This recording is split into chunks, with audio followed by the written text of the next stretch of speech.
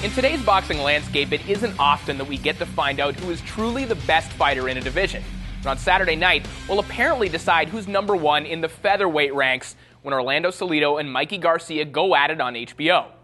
Now, this has been one of those dream fights for boxing fans over the last little while, and thankfully for them, it isn't exactly hard to make dream fights involving Orlando Salido because he has and will fight anyone.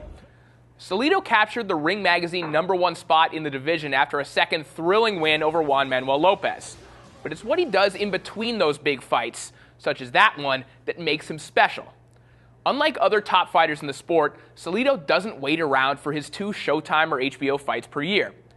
In between the 2 Lopez bouts, which were only 11 months apart, Salido fought twice, and then again since the rematch late last summer.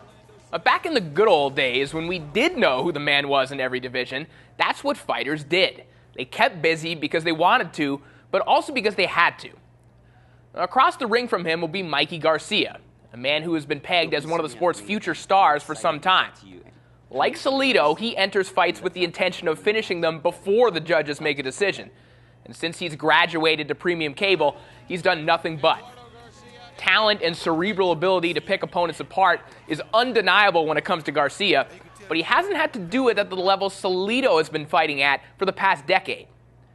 Now that's where the assumption that this fight will determine the best featherweight in the world becomes debatable. For one, Garcia hasn't fought top-notch competition leading up to this fight. You could argue that this is his coming out party. But there's also a gentleman sitting in Indonesia named Chris John who has a real strong case for being the best 126-pounder on the planet. John has held some form of a featherweight strap since 2003 and has a legitimate win over Juan Manuel Marquez. But since he hasn't appeared in the United States or on US TV at all since an 2009 win over Rocky Juarez, he's seen as a non-entity. People seem to want John to come to North America to challenge the best, but nobody calls upon fighters to go to Indonesia or Singapore to fight him, even though there would be more fans in the stands and, as such, more money on the table. With all the factors in play, we may never solve the featherweight puzzle conclusively, but if there are 2 men out there who might be brave enough to go challenge John, Salido and Garcia are probably those guys.